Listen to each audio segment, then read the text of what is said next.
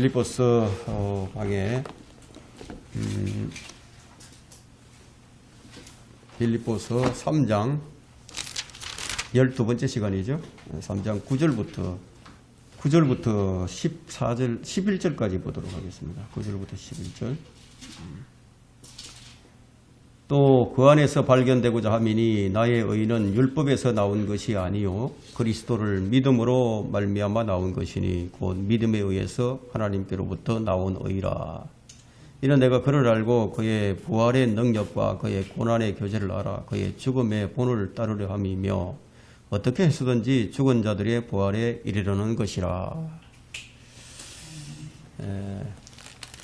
오늘 우리가 공부할 내용의 주제가 목표가 뚜렷한 믿음입니다. 목표가 뚜렷한 믿음.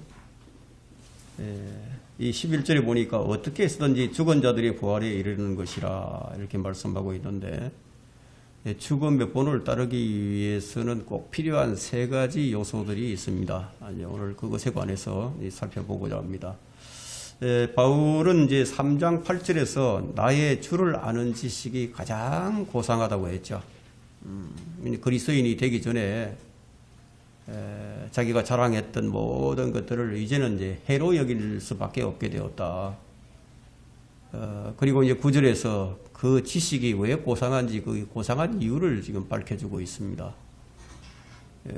나의 의는, 그죠? 나의 의는 율법에서 나온 의가 아니요 그리스도를 믿는 믿음에서 나온 것이니 곧 믿음에 의해서 하나님에게서 나온 의라. 하나님의 하나님의 의는 바울이 전에 알고 있었던 율법의 의하고는 감히 이제 비교조차 하지 못하게 하는 만큼 정말 가슴 벅차게 만드는 그런 것이 바로 하나님의 의였습니다. 우리는 여기 이제 하나님의 의에 집중할 필요가 있습니다. 율법의 의와 하나님의 의. 어떤 의미에서 사도에게 늘 이것이 이제 문제거리가 되었습니다.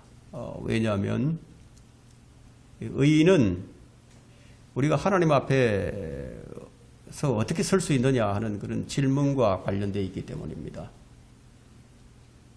이것은 일찍이 욥이 이미 제기했던 오래된 질문이기도 한데요. 욥기 9장 2절에 보니까 어떻게 사람이 하나님과 더불어 의로우리요. 욥이 이런 말을 했거든요. 어떻게 사람이 하나님과 더불어 의로울 수 있느냐. 더러운 걸레와 같은 그 인간의 의를 가지고 어떻게 거룩하신 하나님 앞에 감히 설 수 있는가. 이것이 이제 인간의 문제였어요. 그런데 사도는 여기에 대한 해답을 복음에서 발견을 합니다. 그것을 발견하자 과거에 그토록 기뻐하고 자랑했던 모든 것들이 이제 배설물로 여겨지는 거예요. 억지로 그렇게 한 것이 아니고 배설물로 여겨질 수밖에 없었다는 거죠. 근데 인간의 의가 하나님의 의를 찾지 못하도록 가로막고 있었다는 점에서 그것들은 모두 배설물이었습니다. 의는 신약 성경에서의 교리의 핵심 교리죠. 핵심 교리. 인류 역사상 우리 주와 구주 되신 예수 그리스도를 통해 하나님 앞에 의롭다 하심을 얻는다는 이 교리만큼 중대한 결과를 불러온 교리는 없다고 말할 수 있습니다. 하나님의 의. 이 교리는 마틴 루트의 인생을 변화시켰어요. 그 루트는 로마 가톨릭 신앙을 가지고 있었죠. 그래서 인간의 공로로 하나님 앞에서 의를 얻으려고 했다는 점에서 이 로마 가톨릭은 유대교와 다를 바 없는 그 낡은 신앙을 가지고 있었던 거예요. 루트가 이제 바울이 말하는 이 교리를 깨달았을 때 그의 삶이 완전히 변하게 되었고 그때 종교개혁이 일어났습니다. 이 진리가 얼마나 강력했던지 그 당시 로마 가톨릭 교회에 반기를 들게 만들었습니다. 루트는 이제 이 진리를 깨달았기 때문에 기꺼이 자기 목숨을 내놓을 수도 있었어요. 사람들이 이 진리를 깨닫게 되면은 똑같이 이런 일들이 일어나는 거예요. 이전에 나를 위해서 살아오던 삶이 완전히 변화되어서 주를 위해서 사는 삶으로 바뀌게 된다는 거예요. 교회의 역사와 세상의 역사는요, 하나님의 의와 인간의 의, 이것으로 설명이 될 수 있습니다. 존 웨슬리는 이제 이 진리를 깨닫는 순간에 그의 삶이 완전히 뒤집혀 버렸죠. 그의 설교가 완전히 새로워졌습니다. 웨슬리는 2년 동안 선교사로서 미국에서 활동을 했지만 실패를 했죠. 구원받지 못한 상태에서 선교사까지 했습니다. 그랬던 거였는데 이 진리를 깨닫는 순간에 설교가 완전히 새로워진 거예요. 그 결과는 이제 우리가 익히 잘 알고 있는 그런 웨슬리의 역사가 일어난 거예요. 이 사도 바울 이래로 존 웨슬리만큼의 복음 사역에 정말 그야말로 큰 성과를 거둔 사람은 없었죠. 그리스도 예수 안에서 하나님의 의를 얻는다는 이 교리야말로 어떤 다른 말보다도 경이로운 일이 아닐 수가 없습니다. 근데 하나님은 그 의를 예수 그리스도를 통해서 우리에게 선물로 주시겠다, 이런 약속을 주셨어요. 하나님께서 요구하시는 의가 있는데 그 의는 우리의 의가 아니라 하나님이 주시는 하나님의 의라는 거예요. 바리새인으로서 자기 의를 세우려고 했던 바울은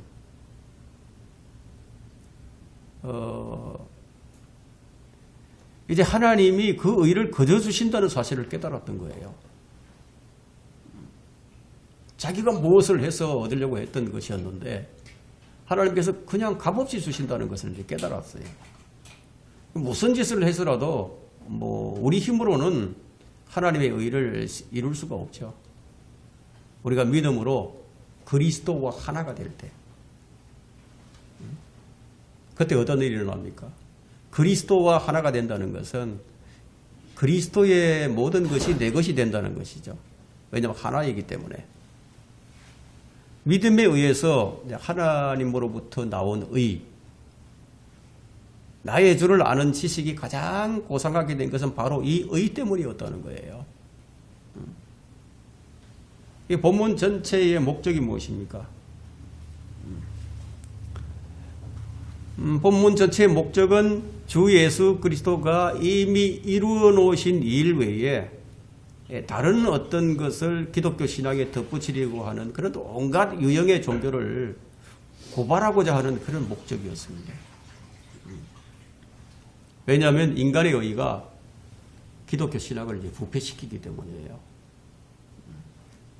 우리는 이제 구절을 보면서 이 지식이 가장 고상한 첫 번째 근본 이유인 것을 이제 발견할 수가 있습니다. 또 그 안에서 발견되고자 함이니 나의 의는 율법에서 나온 것이 아니요 그리스도를 믿음으로 말미암아 나온 것이니 곧 믿음에 의해서 하나님께로부터 나온 의라. 하나님이 그리스도 안에서 주시는 의, 이것에 대한 진리란 말이죠. 그래서 바울은 이 지식을 상고하면서 또 다른 지식이 있음을 이제 발견을 하게 됩니다. 그런데 그리스도 안에 있는 더 깊은 지식, 그 지식을 10절과 11절에 이제 기록을 하고 있죠. 10절과 11절에 이는 내가 그를 알고 그의 부활의 능력과 그의 고난의 교제를 알아 그의 죽음의 본을 따르려 함이며 어떻게 해서든지 죽은 자들의 부활에 이르는 것이라. 그는 다른 모든 것을 해로 여기게 만드는 그 지식을 얼마나 열망하고 있었는지. 열망이라는 것은요, 우리가 신앙생활을 하면서 무엇을 열망할 것인가. 바로 이와 같이 바울이 열망하고 있었던 이런 것들에 우리가 열망을 가져야 됩니다. 바울은 그 지식을 이해하고 싶어 했어요. 그 지식에 붙잡혀 있고 싶어 했습니다. 그 주를 아는 지식과 더 깊은 지식과 관련해서 바울이 가장 먼저 하는 말이 뭐죠? 내가 그를 알고 그리스도를 더 많이 알고 싶다는 거예요. 뭐 그냥 믿으면 돼. 그냥 믿어. 뭐 이것이 아니라 어떻게 주님을 믿어야 하는지 여러분 바르게 알아야 제대로 믿을 수 있는 거 아닙니까? 무엇을 알아야 무엇인가 알아야 제대로 믿는지 그것을 알 수 있죠. 그래서 바울은 그것을 구체적으로 설명을 합니다. 이는 내가 그를 알고 이것은 뭐 그리스도에 관련된 지식 어떤 지식 몇 가지를 얻고 싶다는 그런 얘기가 아닙니다. 물론 뭐 그런 것도 알아야 하겠지만 그 이상의 것을 얘기하고 있죠. 그는 인격적으로 주님을 더 많이 더 친밀하게 알기를 갈망을 했습니다. 그는 주님의 삶과 죽음을 이제 알아가면서 만일 그 일이 없었더라면 자신이 아무것도 얻을 수 없다는 사실을 깨닫게 된 거예요. 요컨대 주님께서는 이 땅에 사셨는데 나를 위해서 사셨다는 거예요. 그분이 죽으셨는데 나를 위해서 죽으셨다는 거예요. 또 감사하게도 그분이 무덤에 머물러 있지 않았다는 거예요. 죽음을 이기고 다시 살아나셔서 또 제자들에게 보이시고 하늘로 올라가셨다는 겁니다. 그것을 알았다는 거죠. 그리스도인을 박해하려고 바울이 이 다마스커스로 가는 길에서 하늘문이 열렸어요. 그리고 하늘에 계신 예수 그리스도를 이제 보게 됐죠. 그래서 바울은 평생 그 일생 동안 그 순간을 뭐 잊을 수가 없었겠죠. 그런지 부활하신 주님의 영광을 직접 보았어요. 그분의 음성도 직접 들었어요. 그 예수님과 어떤 직접 접촉을 한 거죠. 그 후에도 바울은 몇 번이나 주님의 환상을 몇 번이나 보았습니다. 그렇게 그것으로 그친 것이 아니라 그 이후에도 몇 번이나 환상을 보았는데 여러분 사도행전 18장을 한번 펼쳐보세요.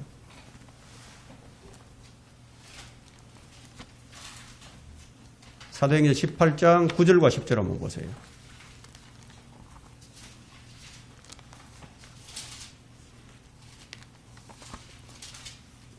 그때 주께서 밤의 환상으로 바울에게 말씀하시기를 두려워 말고 전파하며 잠잠하지 말라. 내가 너와 함께 있는 이상 아무도 너를 해치지 못할 것이니 이는 이 성읍 안에 내 백성이 많음이라고 하시더라. 근데 환상을 보았죠. 바울은 고린도후서 12장에서 자신이 알고 있는 한 사람이 있는데 자신을 가리켜서 그렇게 얘기를 하는 거죠. 자신이 아는 사람이 한 사람이 있는데 14년 전에 이 셋째 하늘에 끌려 올라가서 이루 말로 표현할 수 없는 그런 말들을 들었다고 얘기를 하는데요. 사실 그는 이제 실제 그 육신과 세상을 벗어나서 정말 기이한 현상이죠. 정말 기이하고 정말 아름다운 낙원으로 끌려 올라가서 주님과 직접 교통하는 경험을 했던 겁니다. 영광의 주님과 직접 교통을 한 거죠. 바울은 이것을 갈망한다고 말을 합니다. 그리스도를 알고 싶다. 더 알고 싶다. 이런 말을 하는 거죠. 그가 그토록 미워했던 예수 그리스도를 이제는 너무나도 사랑하게 됐던 거예요. 여러분도 이제 사랑하는 사람을 만나게 되면 그 사람에 대해서 더 알고 싶어지죠. 바울이 말하고 있는 것이 바로 그겁니다. 그리스도를 알고 싶다. 그것은 그것을 의미하는 것이지. 이제 그의 인생에서 중요한 일이 무엇입니까? 그리스도를 더 많이 아는 것이었어요. 더 깊이 아는 것. 그러니까 주님과 더 직접적이고 더 가까이 인격적인 교제를 하게 되기를 늘 갈망하고 있었던 거예요.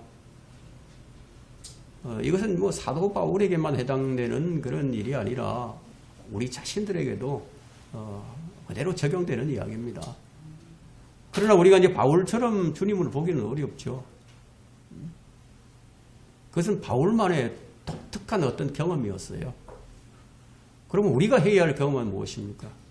직접 그분을 보는 게 아니라 부활하신 주님과 인격적이고 실제적이고 아주 생생하게 교제하는 거예요. 뭐 그리스도인으로서 할 수 있는 말이 고작 그리스도에 대해서 나는 뭐 이러이러한 사실을 이제 믿는다. 뭐 여기에 머무르고 있는 그 사람은요. 그것은 성장이 멈춰버린 그리스도인이라고 할 수 있는 거예요. 물론 믿는 것이 우선이죠. 그러나 그리스도인은 그 정도에만 그 정도에 이제 만족할 것이 아니라 참된 그리스도인은 이 같은 아주 생생한 영적 교통을 경험해야 한다는 거예요. 뭐 환상을 보라는 얘기가 아닙니다. 물론 뭐 환상을 보는 그리스도인들도 가끔 있어요. 그렇다고 그것을 탐해서는 안 됩니다.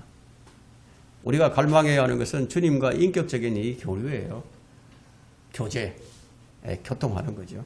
우리가 직접 주님을 보지 못했다 하더라도 환상 같은 그런 경험이 없더라도 서로 교통을 할 수 있다는 거예요. 그럼 우리는 이제 바울과 같이 이런 고백을 할 수 있게 된 거죠. 우리는 그분이 계심을 또 알고 그분의 임재를 느낄 수가 있어요. 바울이 지금 여기서 말하는 바가 바로 그겁니다. 우리가 갈망해야 할 바가 바로 이것이다. 여러분 혼자 기도할 때, 조용히 기도할 때, 또 깊이 성경을 읽을 때, 또 그 말씀을 가지고 깊이 묵상을 할 때, 그때 나 말고도 다른 분이 계심을 감지하는 거예요. 혼자가 아닌 듯한 느낌. 주님께서 말씀하고 계시는 것 같은 그런 느낌이 든단 말이에요. 귀에 무슨 소리가 들리는 것도 아닌데 근데 무슨 얘기인지 다 알아들어요. 주님께서 무슨 말씀을 하시는지 이해를 한다는 거죠. 때로는 주님께서 내 옆에서 나를 격려해 주시는 그런 것을 알아차린다는 거예요. 또는 뭐 야단을 치신다거나 아니면 책망을 하시는 것도 알아차린다는 거예요. 이런 게 교제잖아요. 이런 게 교제. 주님이 더 많은 시간을 나와 함께 보내고 있어 하신다는 것, 나와 더 같이 있고 싶어 하신다는 것, 이런 것들을 느낀다는 겁니다. 여러분 동행이라는 것이 바로 이런 거예요. 그래서 바울이 9절에서 또 그 안에서 발견되고자 함이니 이런 말을 한 후에 10절에서 뭐라고 얘기합니까? 내가 그를 알고 그의 부활의 능력과 그의 고난의 교제를 알아. 그의 죽음의 본을 따르려 함이며 이런 말을 한 후에 11절에서 어떻게 해서든지 죽은 자들의 부활에 이르려는 것이라. 좀 현재 지향적인 것을 말을 하다가 11절에 가서는 미래지향적으로 시제가 좀 바뀌는 것을 우리가 볼 수 있습니다. 바울은 주님과 더욱더 이제 교통하기를 갈망을 했는데 이제 여기서 우리가 던지는 질문은 우리도 더욱 주님과 교통하기를 갈망하고 있느냐는 거죠. 자, 이것이 우리에게 가장 중요한 한 가지가 아닐까요? 사람들은 무언가를 바라게 돼 있고요. 또 그 누구나가 다 무엇인가를 갖고 싶어 해요. 그럼 영적인 그리스도인도 그 무엇인가가 열망이 있는 거예요. 바울이 이제 여기서 우리에게 말하고자 하는 말은 그리스도인이라면 마땅히 내가 이 세상에서 무엇보다도 갈망해야 할 일은 다른 것이 아니라 주님을 아는 것이어야 한다고 아주 강력하게 주장을 하고 있는 겁니다. 내 소유를 다 팔고 또 지위와 신분을 다 버려서라도 더 깊은 지식과 참된 이해, 더 친밀한 교제를 얻을 수가 있다면 기꺼이 그렇게 할 수 있겠다. 그렇게 해야 한다는 거죠. 근데 바울은 이제 그분의 죽음의 본을 따르기를 원하고 있습니다. 그것을 위한 바울의 첫 번째 열망은 바로 그리스도를 아는 것이었죠. 죽음의 본을 따르기 위해서. 죽음의 본을 따르기 위해서 세 가지 요소가 있는데요. 그리고 그 다음에 열망이 무엇입니까? 그의 부활의 능력과 그의 고난의 교제를 아는 것. 이 세 가지가 있단 말이에요.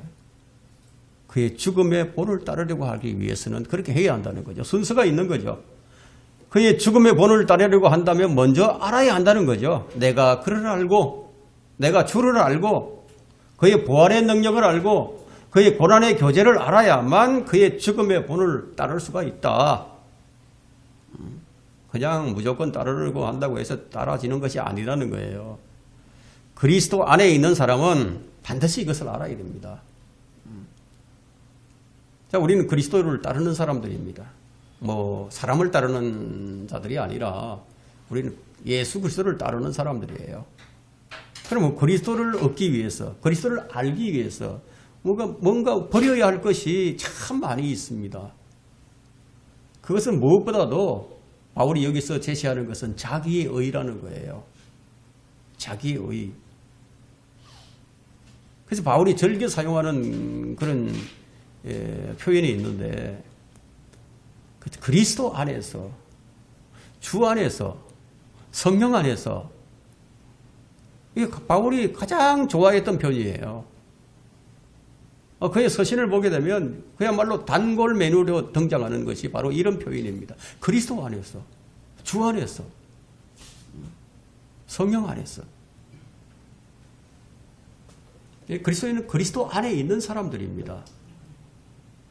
이 말의 의미는 뭐냐면 그리스도의 몸 안으로 들어온 사람들이라는 거죠. 그리스도의 소유물이 된 자들이다라는 의미가 있습니다. 그리스도 안에 있는 자들은 그리스도와 함께 죽었다고 바울은 강조를 하고 있죠. 이처럼 그리스도인은 그분과 함께 죽었을 뿐만 아니라 또한 그분이 살아나셨을 때 함께 살아났다고 말을 합니다. 그럼 그리스도 안에 있으면 당연히 이제 그렇게 되는 거죠. 내가 그분을 믿을 때, 내가 그분을 나의 구주로 영접을 할 때 나는 2000년 전 갈보리 십자가에 달린 예수님께로 가서 주님과 함께 죽었어요. 그리고 그분이 부활하실 때 함께 살아났다. 바울이 이걸 얘기하는 거죠. 이제 내가 그분의 것이 되었다면, 내가 그분의 몸의 일부가 되었다면 그분에게 일어나는 일은 나에게도 일어나는 일이 된다는 거예요. 우리는 그분과 함께 장사가 되었습니다. 그리고 그분과 함께 살아났습니다. 이것에 대한 바울의 설명 중 최고의 설명을 여러분들이 원한다면요, 로마서 6장을 읽으시면 그냥 정확한 해답이 거기에 나오는 거예요. 로마서 6장 이제 1절로부터 6절까지 보게 되면 아주 자세하게 다 나옵니다.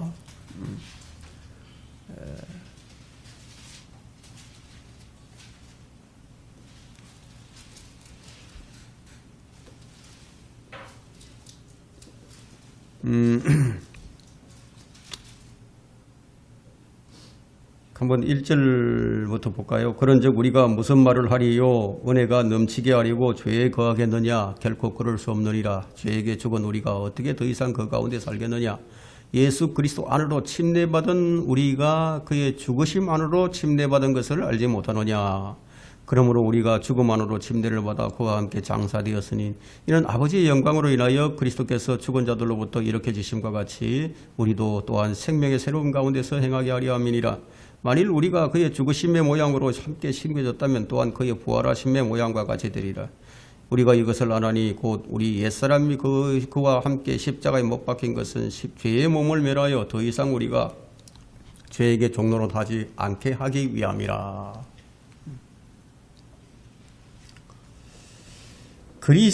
우리는 그리스도 안에서 그분이 하신 일을 힘입어서 우리가 구원을 받아요. 이 교리를 설명하고 난 다음에 바울은 이 교리를 오해하는 사람들에게 이렇게 얘기를 합니다. 왜냐하면 또 이런 말을 하는 사람들도 있기 때문이에요. 그러면 그리스도 안에 있으면 내가 하고 싶은 일을 다 하고 살아도 되겠다. 그분께 다 용서해 주셨으니까. 그분의 피로 다 덮어주실 테니까 마냥 죄를 지어도 그러면 은혜가 더 풍성하게 나타날 테니까 이런 의의없는 말을 하는 사람들도 있다는 거죠. 그것은 왜 그런 말을 하냐면은 의의 교리를 모르기 때문에 그리스도의 십자가의 죽으심에 대한 의미를 잘 모르기 때문에 그런 말을 하는 겁니다.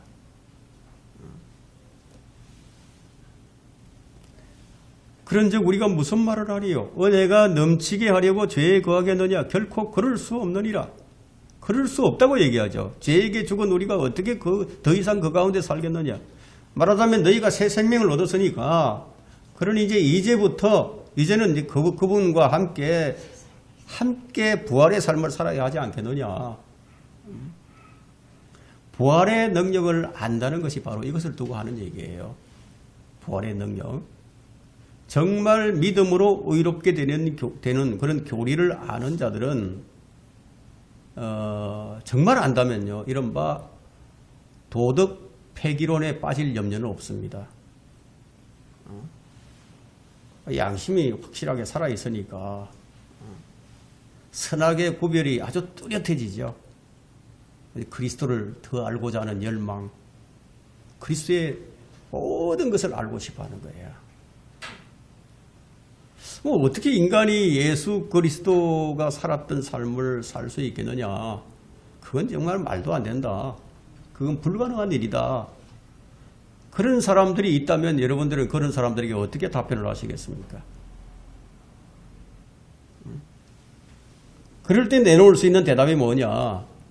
부활의 능력이라는 거예요. 부활의 능력. 부활의 능력이 아니면 불가능합니다. 부활의 능력만이 우리를 새 생명으로 일으켜 세워서 그리스도와 함께 동행할 수 있게 해준다는 거예요. 사람들은 흔히 이제 이런 말을 하곤 하죠. 정말 잘 살고 싶고 더 나은 사람이 되고 싶고 또 그리스도인답게 살고 싶은데 그럴 수가 없다. 그게 안 된다. 하나님의 법을 사랑하고 그 법이 옳다는 것도 다 알고 있는데 그 법에 따라서 살고 싶은 마음도 있는데 그게 잘 안 된다. 그런 사람들 많이 보죠. 그것에 대한 바울의 해답은 로마서 7장에 있는데 로마서 7장 23절에 보면요. 왜 그렇게 되는지 그 이유를 설명을 하는 거예요. 내 지체들 속에 있는 또 하나의 법이 내 생각의 법과 싸워 나를 내 지체들 속에 있는 죄의 법에게 사로잡아 오는 것을 보는도다. 내 안에, 내 지체들 안에, 내 안에는 죄의 법도 있다는 거예요. 정말 주님의 뜻대로 살고 싶은 마음이 있는데도 내 지체들 속에 있는 죄의 법이 나를 사로잡아 버린다. 그래서 바울이 뭐라고 얘기합니까? 그걸 깨닫고 난 다음에 뭐라고? 그걸 발견하고 난 다음에 나는 비참한 사람이로다. 누가 이 사망의 몸에서 나를 구해낼 것인가? 그 얘기를 하죠. 이에 대한 해답 딱 한 가지를 제시하는데 예수 그리스도 우리 주를 통해서 하나님께 감사하노라. 예수 그리스도를 통해서 그렇게 된다는 거예요. 죄와 사망의 권세를 이기신 분이에요. 그분은 승리하여 부활의 능력으로 부활하신 분이단 말이에요. 그 부활하신 분은 능히 나를 건져내실 수 있다. 나는 그분의 권능을 받아서 누릴 수도 있고 부활하신 주님의 생명에 나타난 새로운 그런 능력을 경험할 수도 있다는 거죠. 자신이 그리스도 안에 있음을 깨닫고 그리스도를 더욱 깊이 알아가는 사람은 그분의 강력한 부활의 능력을 감지하면서 살아간다는 거예요. 그래서 언제나 생명의 새로움 가운데서 살려고 애를 쓰게 됩니다. 또 그분의 죽음의 본을 따르기 위해서 꼭 필요한 두 번째 요소가 뭐냐? 그분의 고난에 참여해야 된다는 거예요. 그분의 고난에.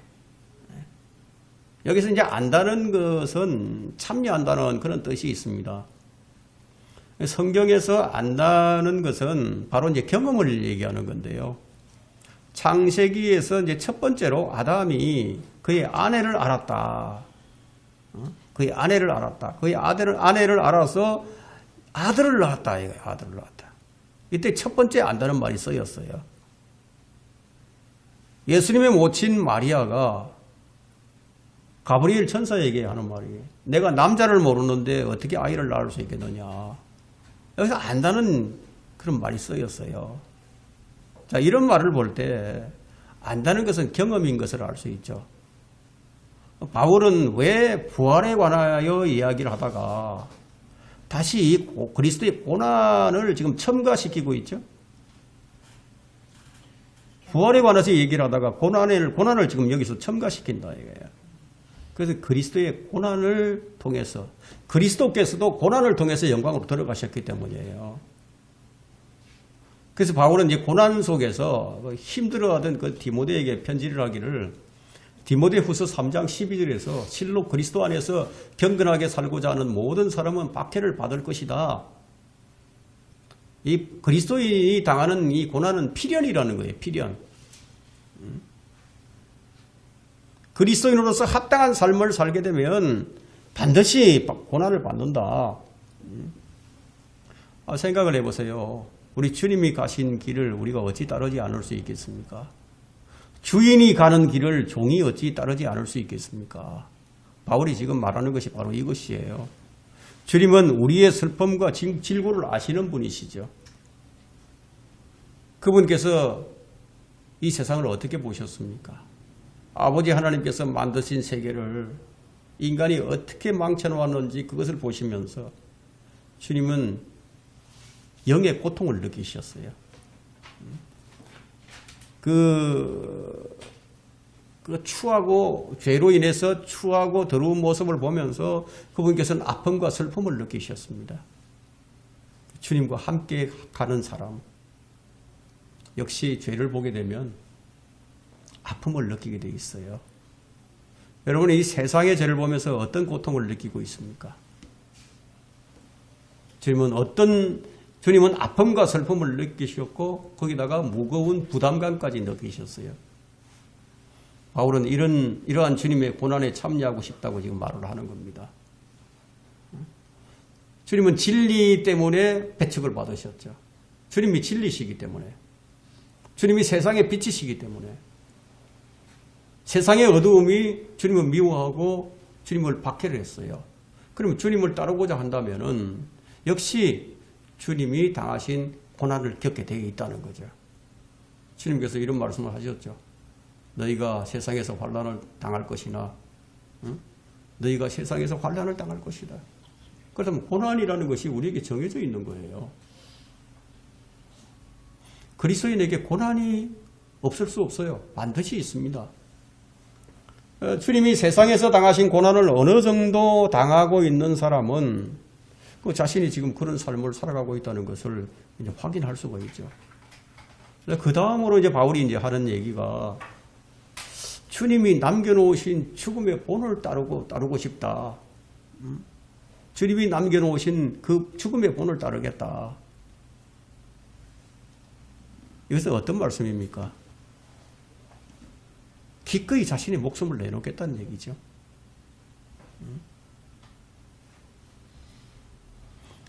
하나님과 그분의 진리를 위해서라면 주저없이 나는 죽겠다. 주님의 충성이 요구될 때 정말 기꺼운 마음으로 주저없이 생명을 내놓음으로써 아버지의 뜻을 이루겠다. 우리 주님께서 그렇게 하시는 것처럼 바울도 그렇게 하겠다 이거예요. 죄에 대하여, 세상에 대하여, 하나님의 반하는 모든 것에 대해서 죽음으로 따르겠다.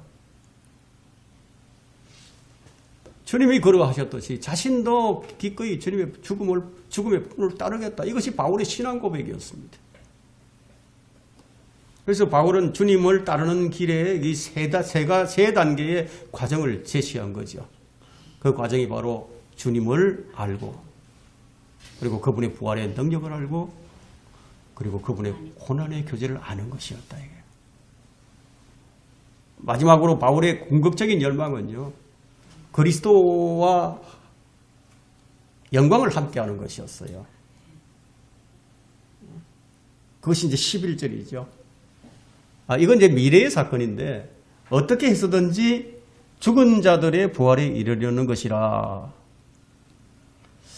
아마 이제 여러분들은 각 단계가 어떻게 연결되는지 이제 보일 겁니다. 그분과 일치된 삶을 살다가 마침내 그분과 영원히 함께 하게 되는 것인데, 이제 11절부터 14절에 언급하는 내용은 미래의 어떤 것들이에요. 지금 현재가 아니고 미래의 어떤 것들인데 이것은 죽은 자들의 부활과 관계된 것인데 14절에 보니까요. 14절에 그리스도 예수 안에서 바울이 절개 표현한다고 얘기했죠. 그리스도 예수 안에서 하나님의 고귀한 부르심의 상을 위하여 하나님의 고귀한 상을 위해서 11절에서 나는 붙잡으려고 쫓아갈 뿐이다. 자, 이 구절을 11절과 연결 지어 보게 되면은 이건 주의 재림을 말하는 것이 분명하죠. 그러면 어떻게 해서든지 죽은 자들의 부활에 이르는 것이라 이 구절은 미래의 사건입니다. 이것은 바로 우리 몸의 구속을 말하는 거죠.